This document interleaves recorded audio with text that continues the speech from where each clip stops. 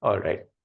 I think we can begin now. I'd like to formally welcome our speaker and participants for the third webinar in the sixth masterclass series on emerging technologies and geopolitical trends, organized by the Ananta Aspen Center. The speaker for today's masterclass is Professor Jean-Pierre Landau.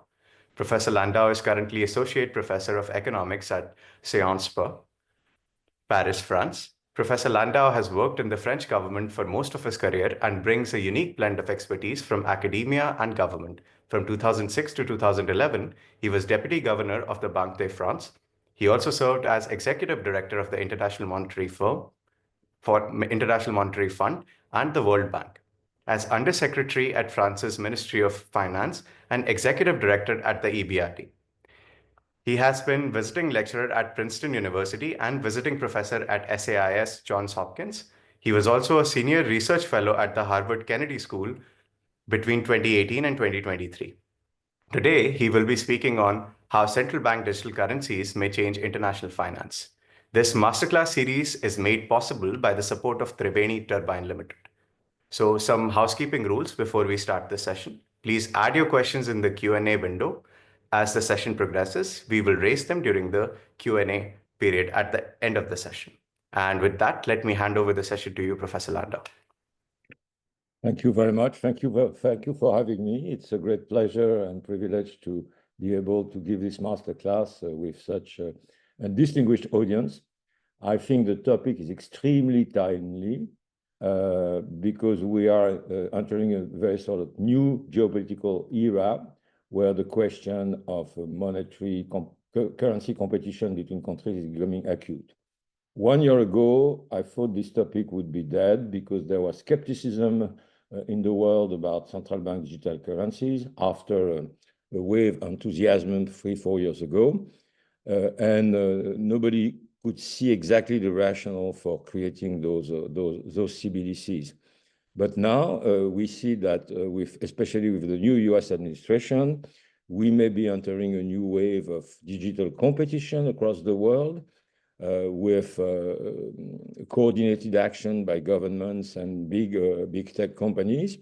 And so the question on how central banks in all economies, especially in emerging economies, should react to that is an extremely timely and very important one. I will try and deal with it through, so I have problems moving the slides. What's going on here? Okay, I will try to deal with it through 3 parts. I think it's necessary first to understand rather fundamentally what's happening right now in the landscape of payments and money and how digitalization has changed this landscape. I will recall a few number of big changes. I'm sure you're very much aware and familiar with the technicalities, but it's important to have a large landscape. Second, I will expose the discussion which are going on in CBDCs in all over the world, both inside the central banking community and in the private sector. And finally, we'll come back to the core of this presentation, which is the international dimension. So first, the changing landscape, international landscape of payments and money. And it is driven, as we shall see, by 2 big technological and social forces. First, what is called now the tokenization of money. And second, the aspiration of people to have their payments executed very quickly and very instantly. So there is a universal drive over the world to create fast payment systems. And of course, India has been at the forefront of this evolution with its UPI, United Payment Interface project, which is now a model for the rest of the world, and which has embodied this aspiration of people to have a universal way of paying to each other with instant and total security. And that has triggered, second, a deep transformation in money in payments. Money is increasing peer-to-peer instead of going through the banking system. It's increasingly private, which is a major challenge for central banks. And it's naturally cross-border, which opens the way to currency competition across the world. So I will very briefly develop that. What is tokenization? It's important to understand that because it's at the heart of our problematic. A token, I would define personally a token in money as an electronic file with a name and a value attached to it. And that electronic file is protected by cryptographic keys. And that is, in my view, the real and fundamental technological evolution over the last decade. We can now have value stored over the internet, the public network of internet, and protected by cryptographic system, which up to now are extremely secure. So value exists and travels across the internet. Now, you're all aware that there's a lot of hype about distributed ledger, blockchain, cryptocurrencies. These are very important, but these are, in my view, second-order innovations as compared to the fact that we can have a token moving on the internet, representing value in the totally secure way. So the payment can be made. I access the file which is in my name. I change the name. I put it to your name, and I have changed the ownership of the instruments, of the monetary instruments.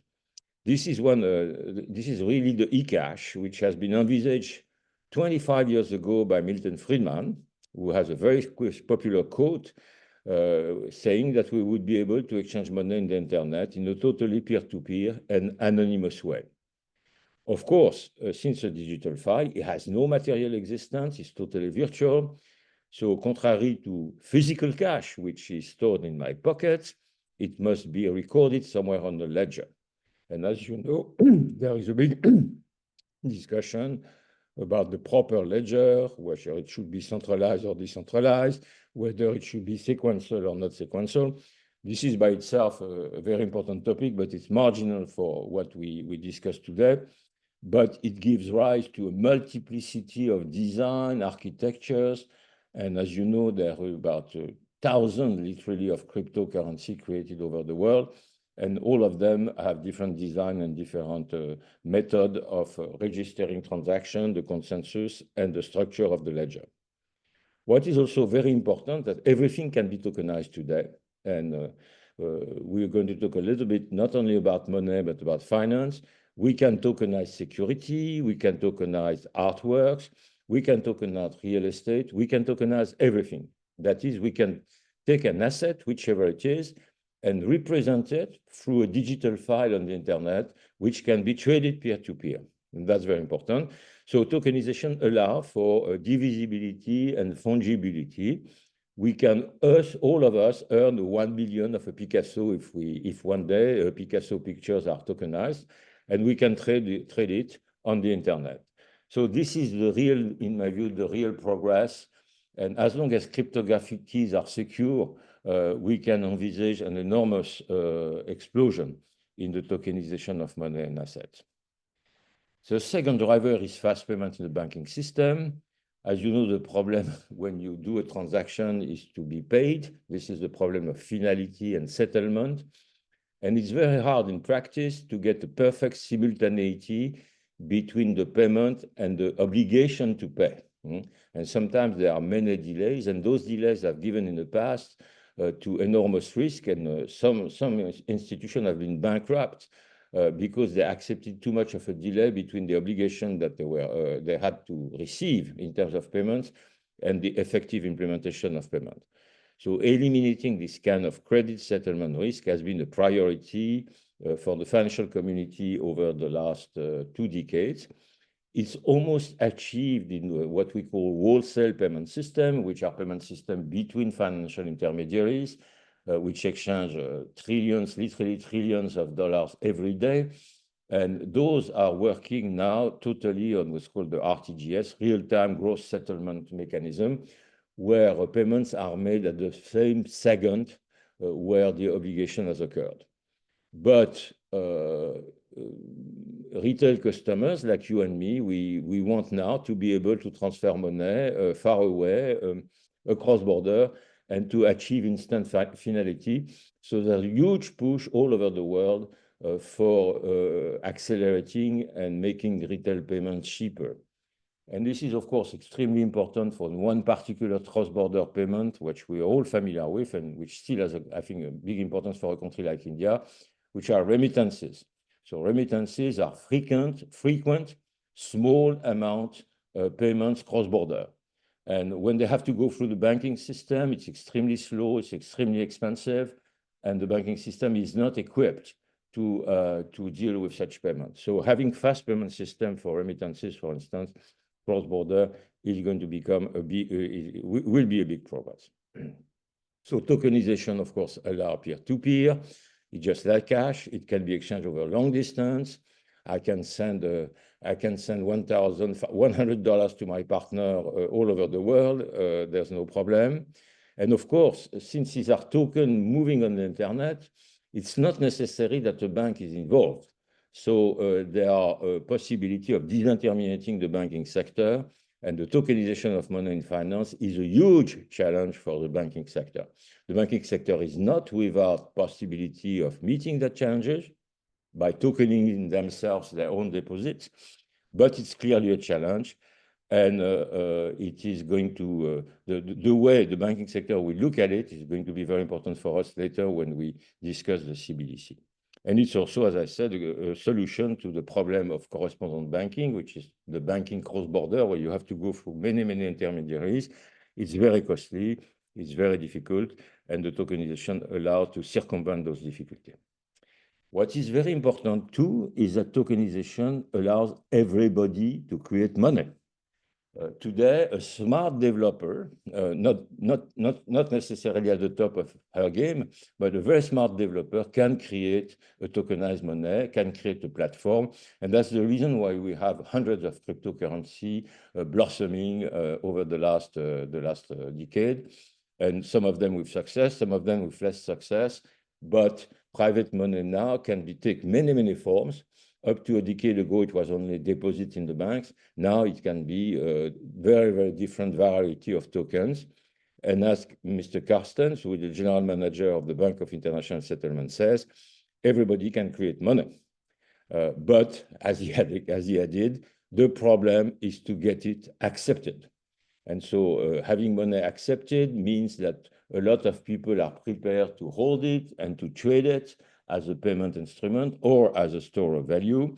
And that's, of course, a big comparative advantage, and we'll come back to it in a minute, of large international network, because those networks naturally gather in a closed ecosystem hundreds of millions of people, social network, trade, commercial network, like Amazon, like WeChat, like Meta. And so those networks have naturally an advantage the moment they want to create private money.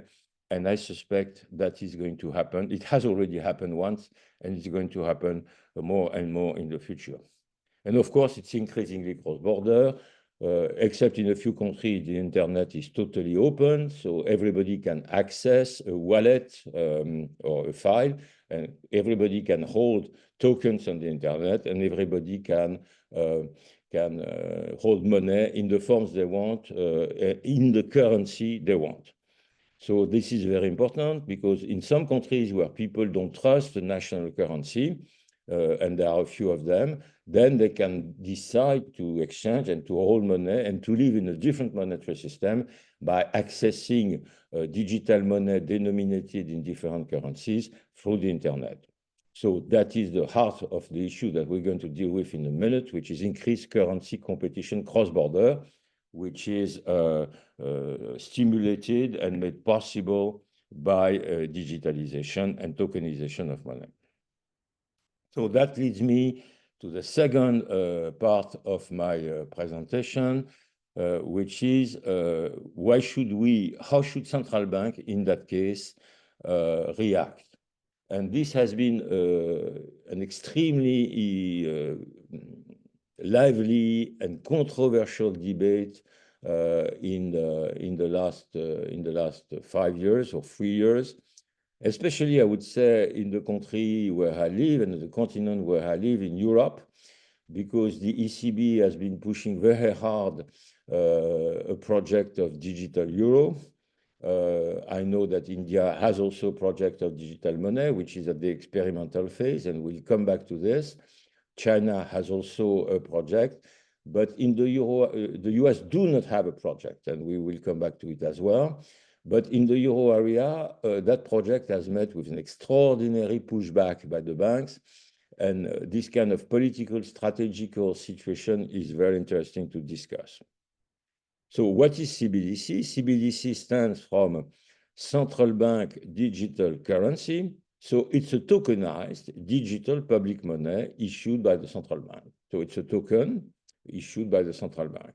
It's really the digital version of a banknote. You should look at CBDC as a banknote that instead of having a physical banknote in your pocket, you have a digital banknote in your electronic wallet on your mobile.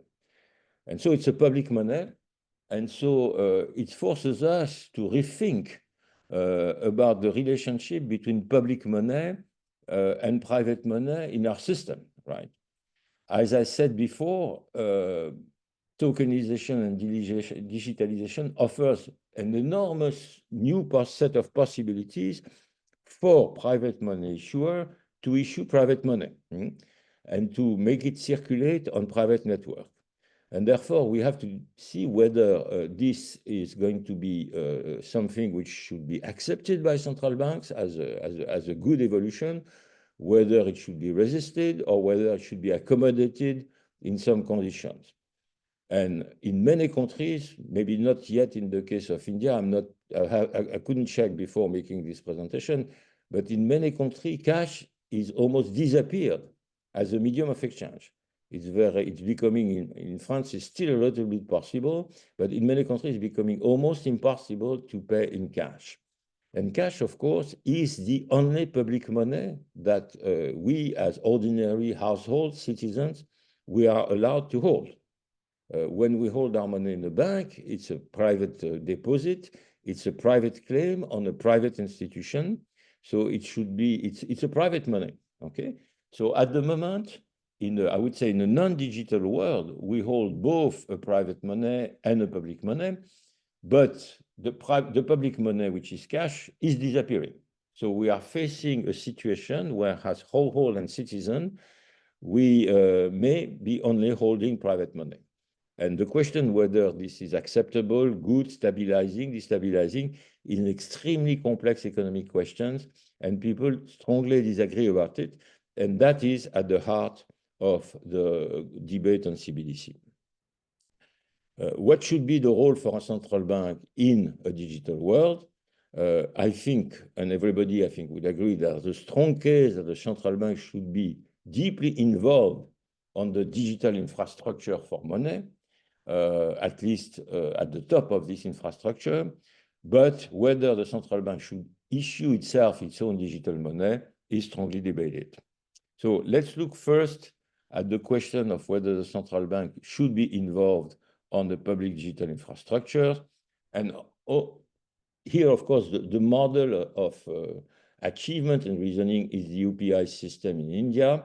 And I think the Indian authorities have decided, rightly so, that they should manage, build, and organize the public fundamental rail of infrastructure for payments, knowing that this is going to be open indiscriminately to banks, to non-banks, to own financial institutions.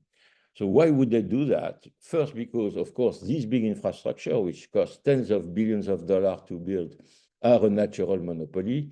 You cannot have two big payment systems at the level of a country, exchanging trillions of dollars, of euros, or rupees every day, competing with each other. It's a natural monopoly because there are enormous sunk costs, and the cost of those infrastructure is extremely important. It has a public good character because the way, if it's managed by the public authority, or at least supervised and strictly rather controlled by the public authority, it ensures equal access to the basic payment services in terms of transferring huge values across a country or between intermediaries. And therefore, it does not advantage by itself one kind of intermediary versus other. It does not advantage banks versus non-banks. It does not advantage household versus corporates, and so on and so on. So it is a public good, and providing this infrastructure, just like providing roads, just like providing defense services, is a public good.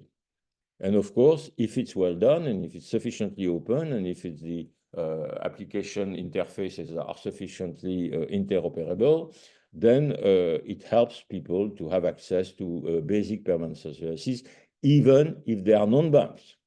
So it has a huge impact on financial inclusion. That is one of the big advantages, of course, of technology and digitalization. As I said, it ensures some kind of level field competition between banks and non-banks.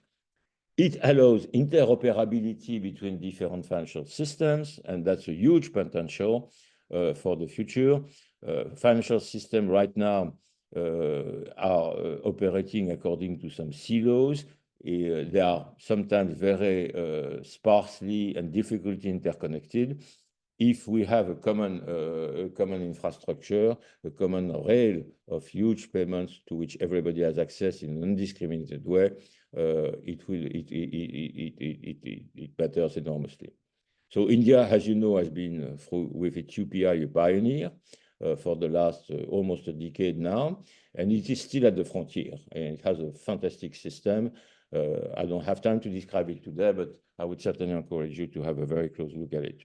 And most recently, Brazil, with a different architecture, I can answer questions about that, has created the PIX, which initially met with an enormous amount of resistance by the banks for the reasons I exposed earlier, but is now, after 18 months, meeting a big success with more than 2/3 of the population using it daily to make their payments.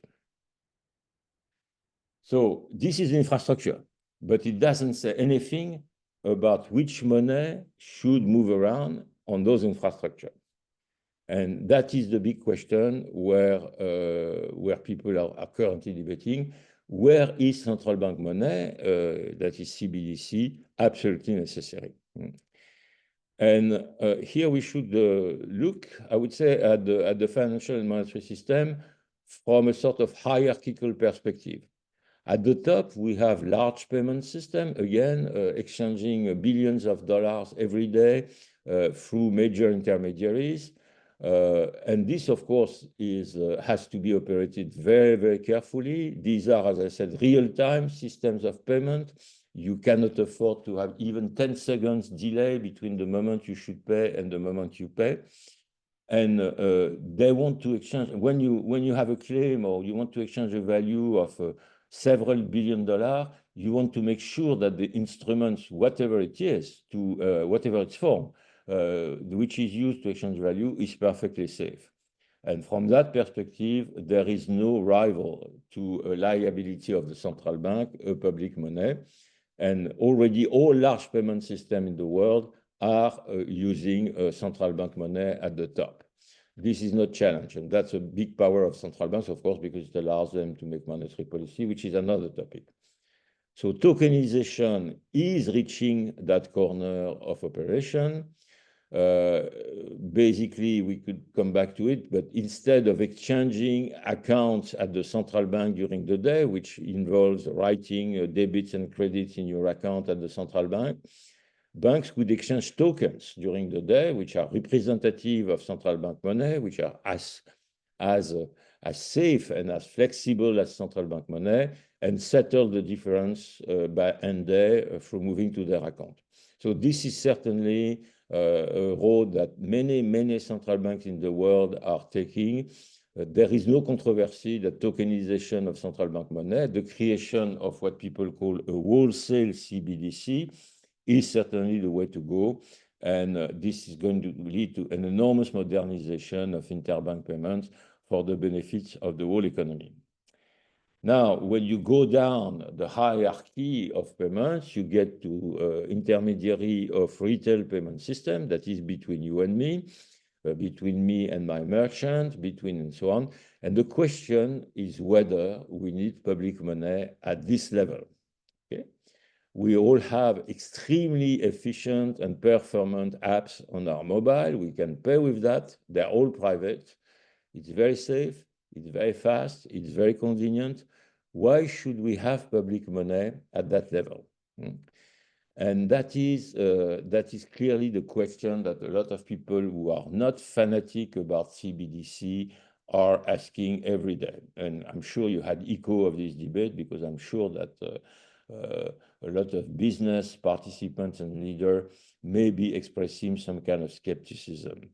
So the truth is that the private sector is extremely efficient in providing payments, provided, of course, that there is enough competition. And so central banks should be careful to encourage competition, first between banks and second between banks and non-banks. It is our interest. There's a lot of competition in retail payments.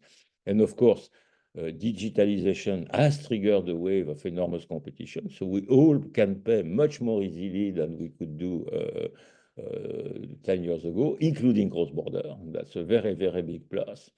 So the private sector is very efficient and is most likely much more efficient than the public sector in making payment. Of course, it has to be regulated, it has to be competitive, but in terms of making payments, it's very hard to say that public money has a comparative advantage. So when you hear people being very skeptic about CBDC, it is on this basis of efficiency. They cannot identify, and rightly so, the efficiency benefit of having public money taking a role in day-to-day payments for people like you and me, for households, or even for corporates. Now, there's an additional argument which is made by the defender of CBDC, which is a lot of people are non-banked, and therefore CBDC allow a lot of people to get access to payment systems and therefore to be included financially in a day-to-day economic life.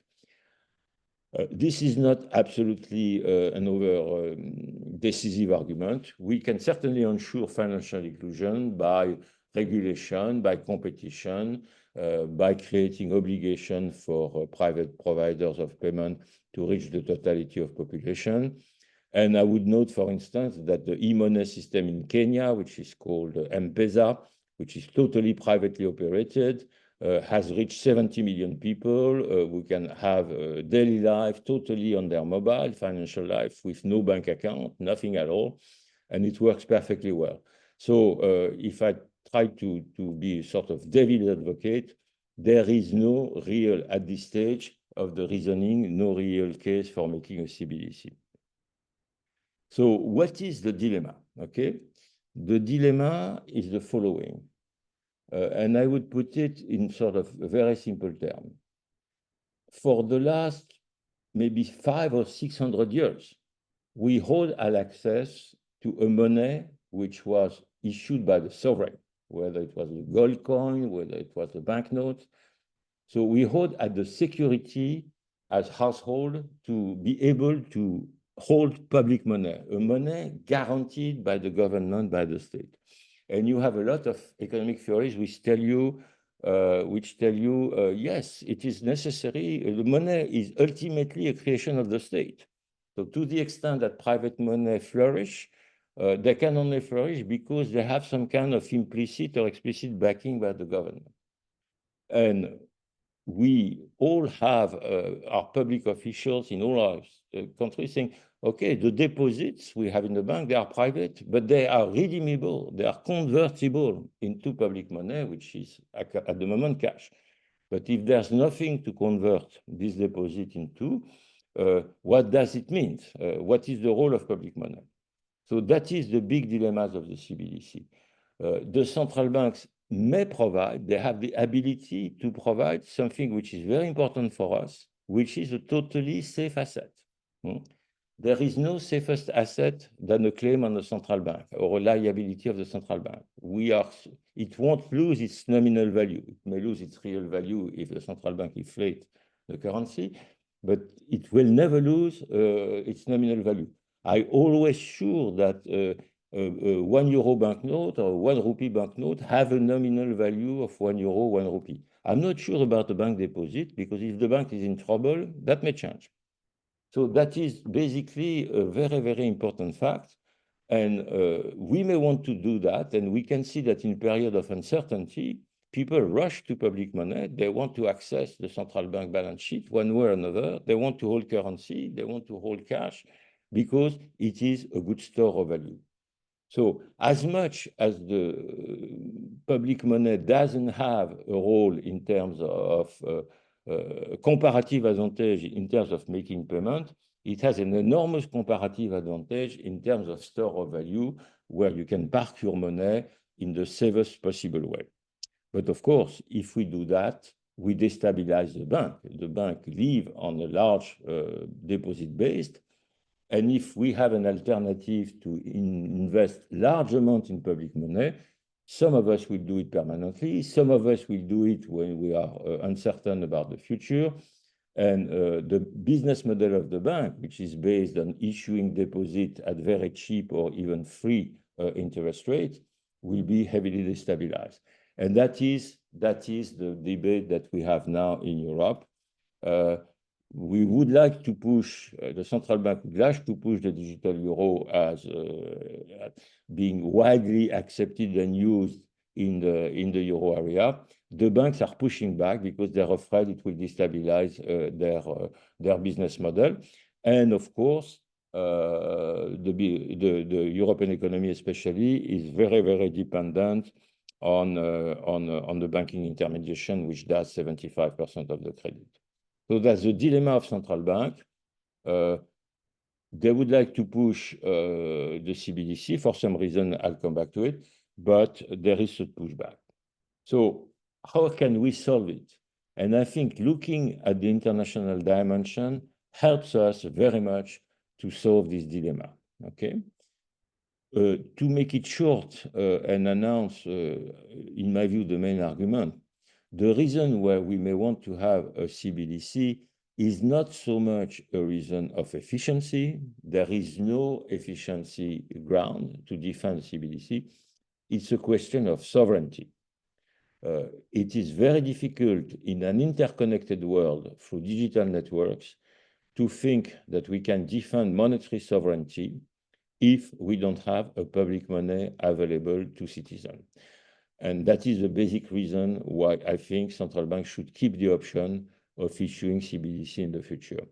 That's why the international dimension is extremely important.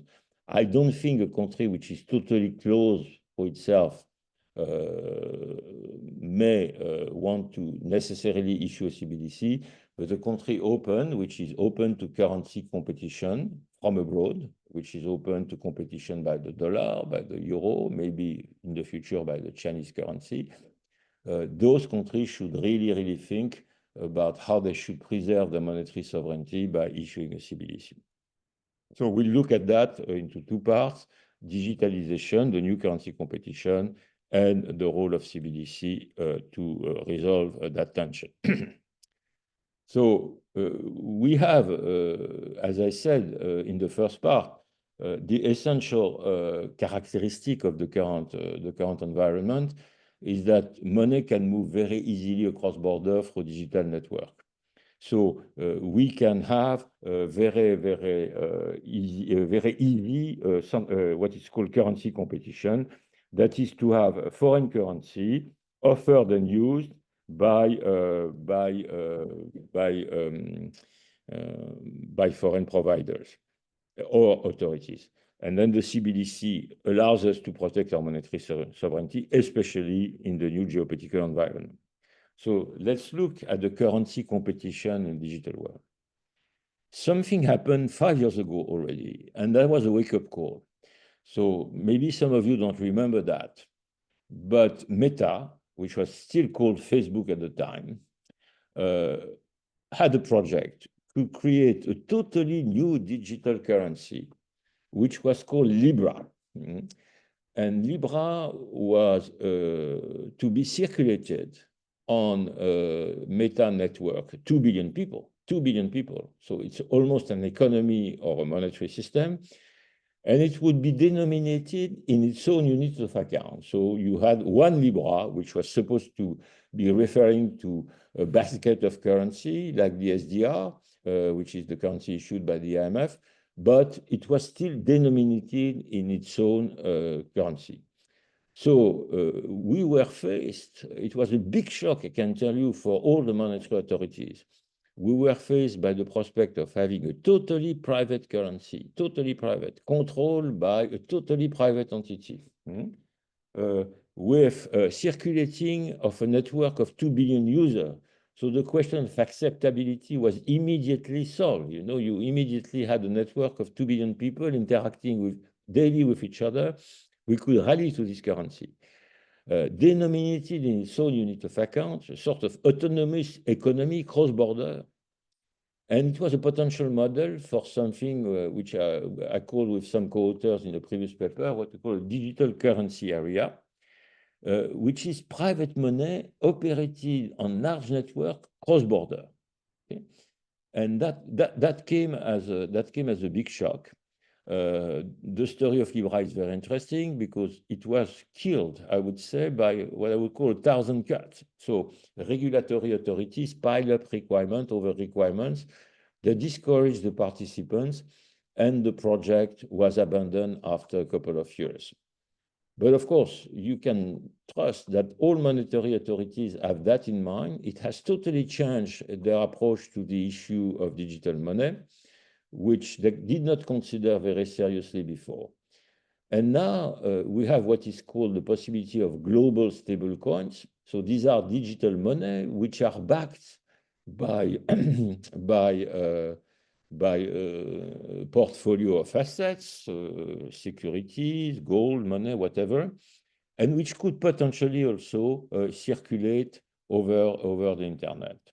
And so this is really the kind of currency competition which government may be facing in the future. So I just represented here what could be symbolically or graphically digital currency area.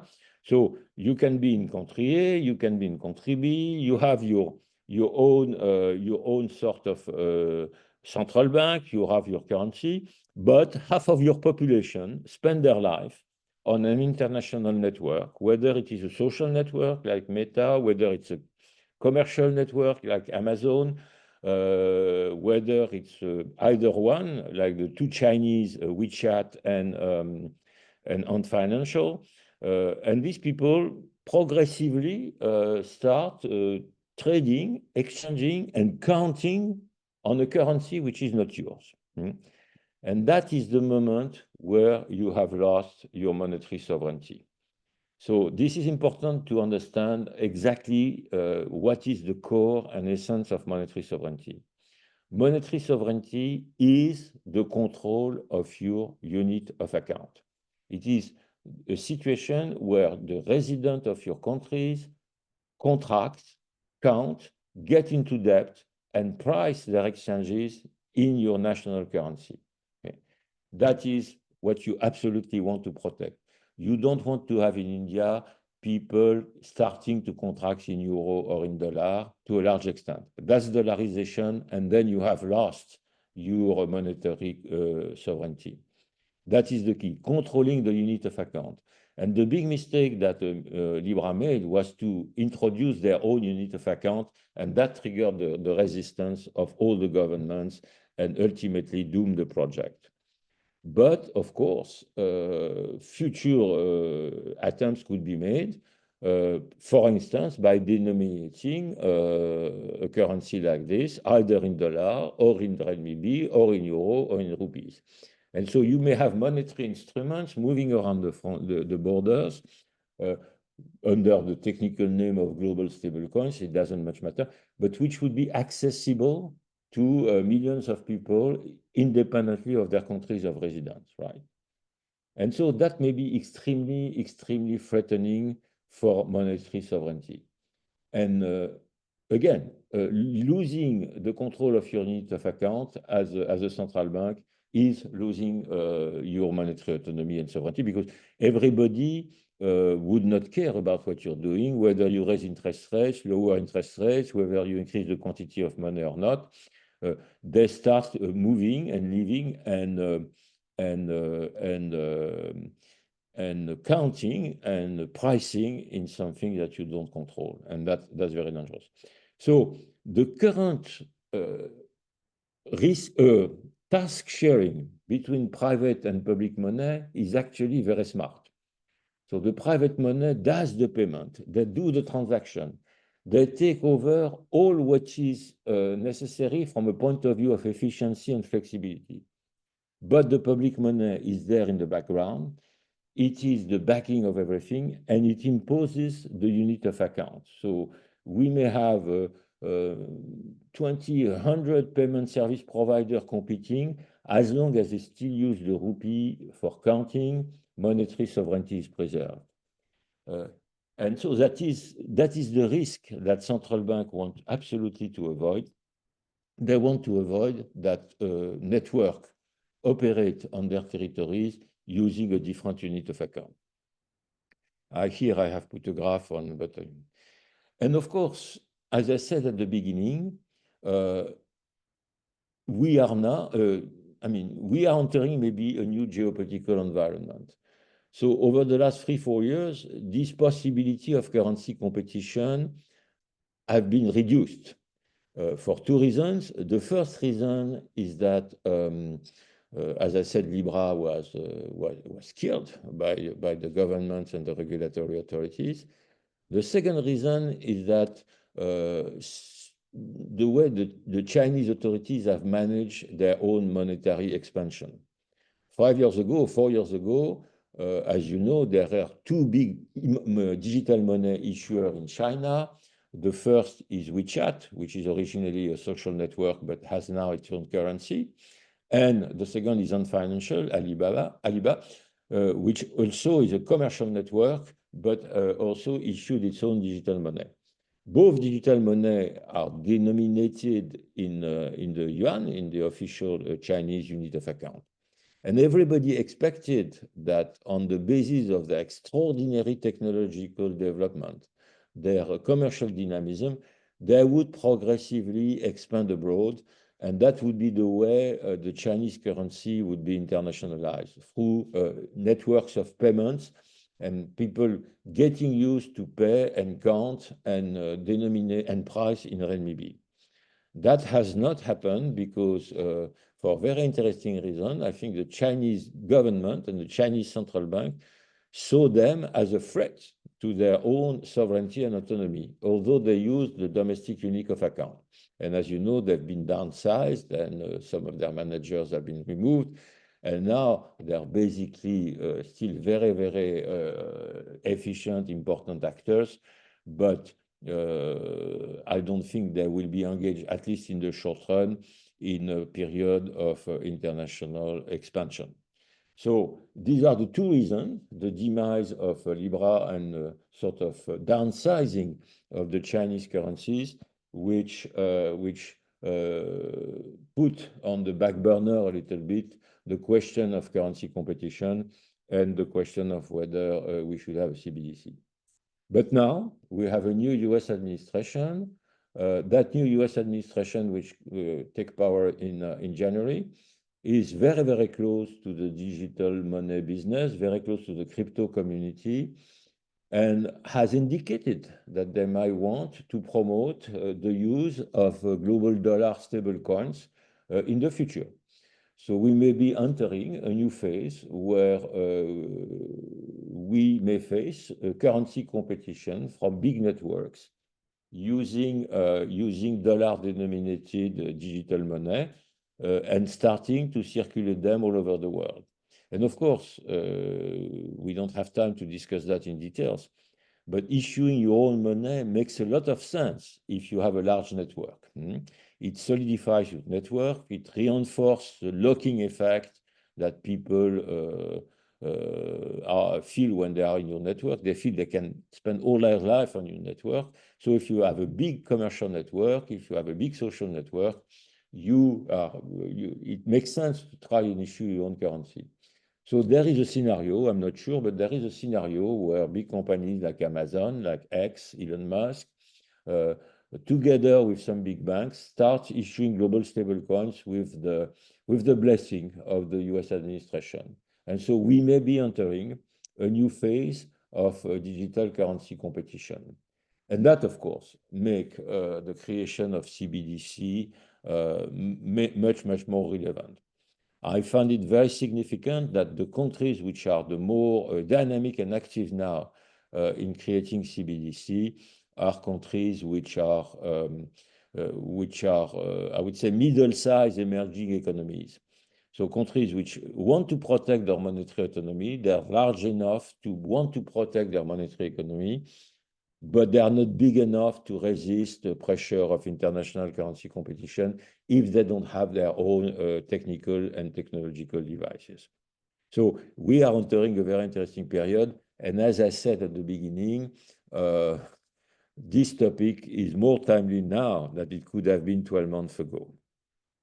Apart from that, there are some very interesting developments relating to the core of the topic which has been assigned to me, which is, again, may change why CBDC may change international finance.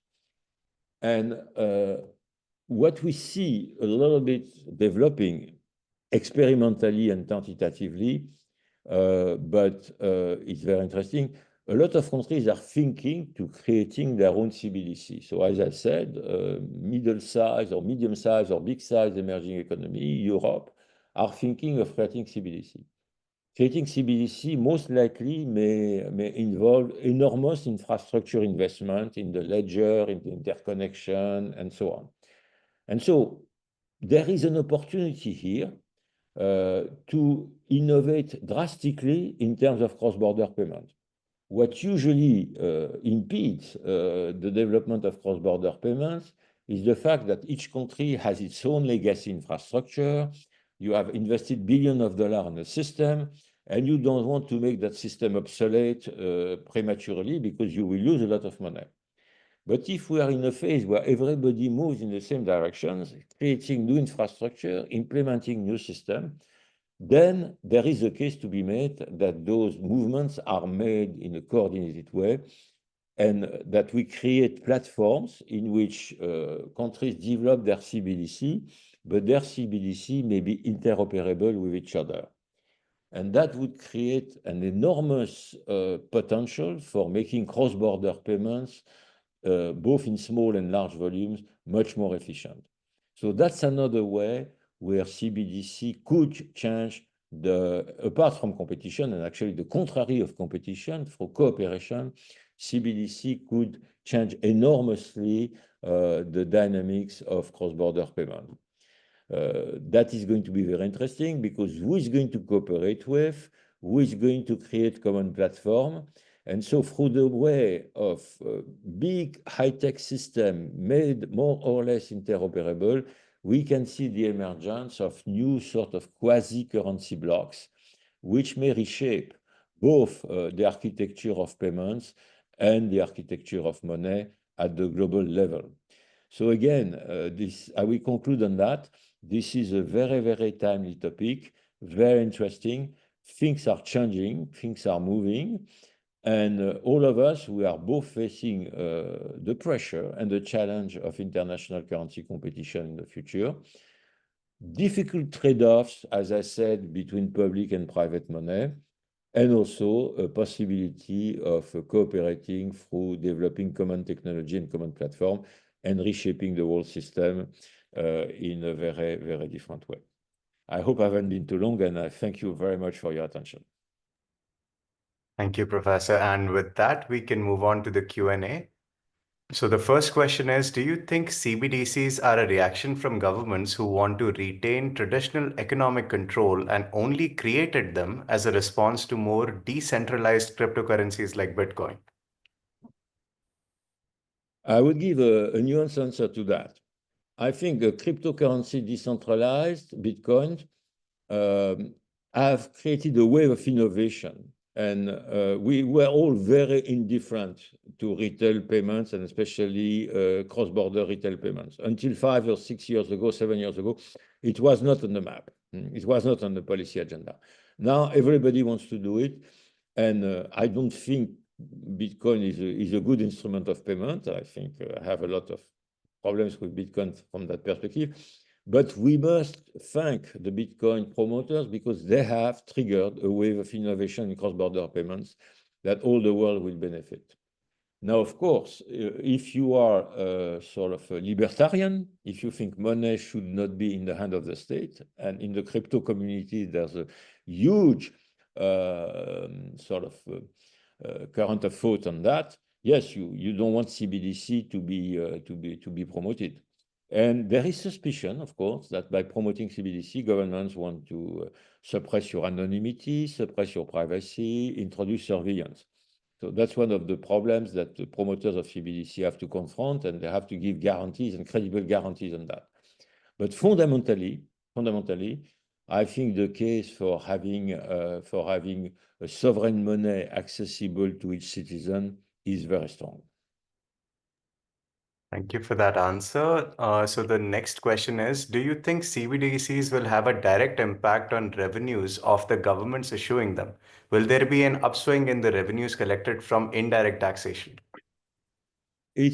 I don't think so, because CBDC is just a new form of central bank money, right? And so it may substitute to some extent to existing form. We will hold CBDC instead of holding banknotes. And so it won't change the seigniorage revenue that the government. It's possible that people move from private money to public money, because if we have the possibility of issuing public money and having safe money instead of less safe money in our wallets, we will take it. But we are not sure. We are not sure, and this is still very much under study.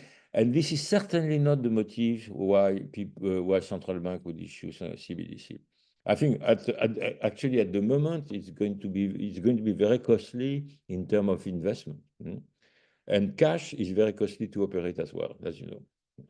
So consideration of revenue are not the driving force in issuing CBDC. Indeed.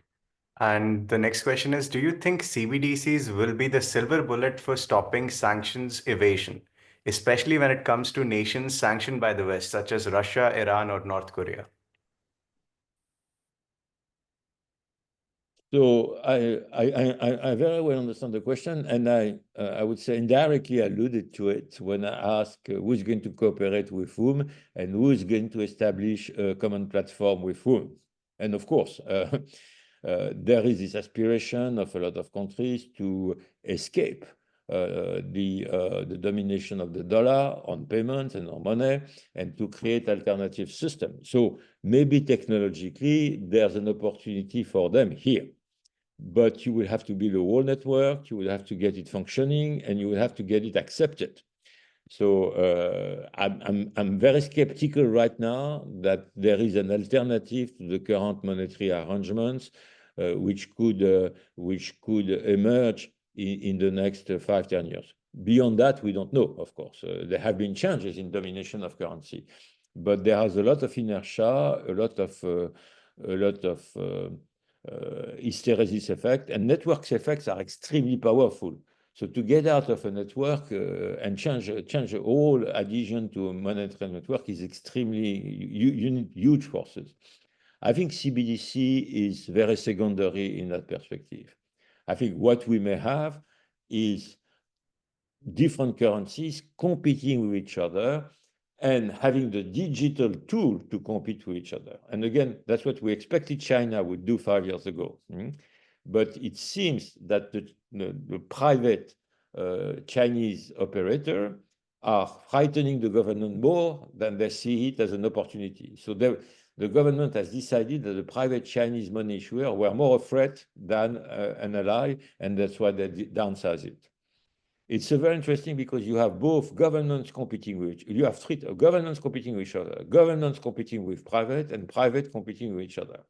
And that gives rise to a multiplicity of strategic alliance and combination. Indeed. So we have a question building from that. Do you think the fears around surveillance of any and all global finances for CBDC transactions is justified when a government can easily earmark certain serial numbers on fiat currencies too? I think I think we are entitled to privacy, some privacy in our payments. Here, I'm not answering as an expert, I'm answering as a citizen. I think we are all entitled to some privacy on our payments. I think cash gives us that privacy to a large extent. If physical cash is going to be replaced by digital cash, it is incumbent on governments that they gave us the same kind of guarantee in a very, very credible way. So that's a question of governance. And I'm not sure to be true that central banks have totally understood the amplitude of the task. But if they don't, there won't be adhesion to CBDCs, and no currency can succeed if people don't adhere to it. So I think it's a very, very relevant question, and it forces us to think very hard in our society about what kind of degree we are entitled to in payments. Of course, monitoring payments, fighting money laundering, fighting anti-terrorism is extremely important. So we don't want to give up those public objectives, but there are also trade-offs and others. It's a very interesting question. Indeed. And I believe that is the last question we have. And once again, thank you, Professor Landau, for this insightful presentation and great discussion. But before we close the session, a gentle reminder to our participants and especially our first-time participants that we will be issuing certificates to students who attend 2 or more masterclasses in this series. So please don't forget to fill and submit the feedback form, the link for which I'll be emailing you after the session so that we can issue your certificates as soon as possible and with the correct details. And on that note, thank you, dear participants. Thank you, Professor Landau, for joining, and we look forward to seeing you for our next masterclass. Thank you so much. Have a good day.